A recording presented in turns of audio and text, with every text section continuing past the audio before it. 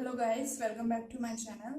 आज का जो मेरा टॉपिक है वो टॉपिक एक जनरल अवेयरनेस से रिलेटेड टॉपिक रहेगा, जिसमें मैं आपको कुछ नॉर्मल चीज़ें बताऊंगी, कुछ जनरल चीज़ें बताऊंगी। काफ़ी लोगों को इस चीज़ पे डाउट रहता है कि ऐसा क्यों है, और वो समझ नहीं पाते हैं कि ऐसा क्यों है। तो उनका डाउट मैं जो है वो क्लियर करने के लिए यहाँ पे आपको ये बताने जा रही हूँ कि जो आज के टाइम पे कोरोना फैला हुआ है, उस कोरोना के नाम के आगे WHO ने पेंडेमिक क्यों लगाया है, क्या मतलब है इस पेंडेमिक का, और इसको इसके आगे, इस बीमारी के आगे क्यों लगाया गया है। तो मैं ये डाउट आपके सामने आज क्लियर करूंगी कि ऐसा क्यों है। तो सबसे पहले तो मैं आपको पेंडेमिक का मतलब बता दूं।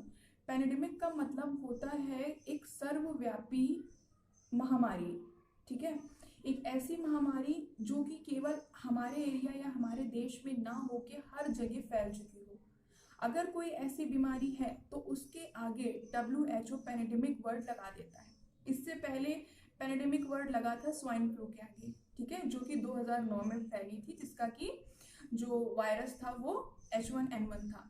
ठीक है, तो उससे पहले ये जो आपकी जो स्वाइन फ्लू था उसके आगे पेंडेमिक वर्ड लगा था, क्योंकि वो भी सर्वव्यापी हो चुकी थी, वो भी हर जगह फैल चुकी थी।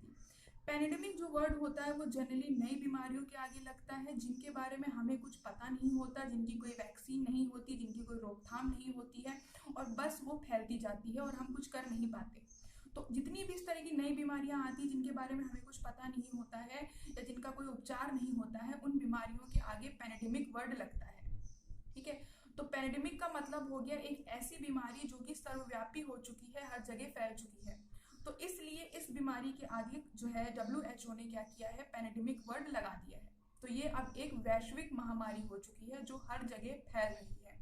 100 से भी ज्यादा देशों में ये बीमारी जो है वो पूरी तरह से फैल चुकी है। इसलिए अब इसको एक महामारी या एक पेंडेमिक महामारी डिसीज की तरह इसको कंसीडर WHO ने कर दिया है। दूसरी चीज मैं बोलूंगी कि कोरोना वायरस का जो पूरा नाम है वो कोविड-19 क्यों है। 19 तो जैसा कि आपको पता होगा कि कोरोना वायरस आज का नहीं है, कोरोना वायरस बहुत पहले का है। ठीक है, ये इसकी एक 19th स्टेज है जिसका कोई इलाज नहीं है।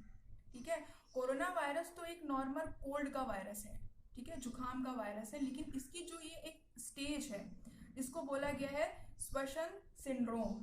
ठीक है, इसलिए इसके आगे 19 वर्ड यूज हुआ है। कोरोना वायरस तो काफी पुराना है, काफी बुक्स में भी नाम देखने को मिलता है कोरोना वायरस का, लेकिन इसके आगे 19 लगा हुआ है, तो ये इसकी 19th स्टेज है। ठीक है, इसके अलावा कोरोना वायरस के आगे आपको नोवेल कोरोना वायरस भी पढ़ने को मिलेगा। तो नोवेल कोरोना वायरस इसको इसलिए बोला जाता था क्योंकि ये उस समय एक नया वायरस आया था। ठीक है, कोरोना वायरस की ही जाति का एक नया स्टेज था। ठीक है, तो इसलिए इसको बोला जाता था नोवेल कोरोना वायरस 19 या कोविड-19। ठीक है, नोवेल कोविड-19 ये इसका नाम था। तो ये कोरोना वायरस के बारे में पूरी जानकारी है आपको कि पेंडेमिक क्यों बोला जाता है, नोवेल क्यों बोला जाता है, 19 आगे क्यों लिखा जाता है, ये सब चीजें हैं। पेंडेमिक इसलिए है क्योंकि ये एक सर्वव्यापी महामारी हो चुकी है, इसीलिए इसके आगे पेंडेमिक वर्ड लग गया है। ठीक है, साथ में 19th ये इसकी स्टेज है।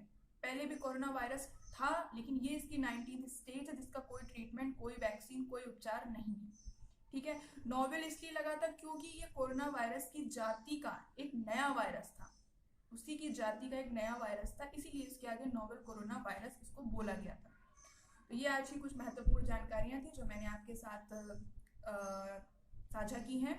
अगर आपको कोई भी डाउट हो इससे रिलेटेड तो आप मुझसे कमेंट सेक्शन में पूछ सकते हैं, अगर कोई भी आपको प्रॉब्लम हो इससे रिलेटेड। नेक्स्ट वीडियो जो होगा मैं कोरोना वायरस पे ही बनाऊंगी, कुछ उपचार, आप किस तरह से इसको रोक सकते हैं। कोई क्लियर मेडिसिन तो इसकी है नहीं जो मैं आपको बताऊंगी, लेकिन हाँ, कोई भी बीमारी है, अगर ये बीमारी है तो मैं कैसे आप इससे अपने आप को सुरक्षित रख सकते हैं, बचा सकते हैं, इसके बारे में मैं आपको अपना अगला वीडियो बताऊंगी। ठीक है, तब तक के लिए बाय बाय, टेक केयर, और सुरक्षित रहिए, घर में रहिए और सोशल डिस्टेंसिंग का पालन कीजिए। तब तक के लिए बाय।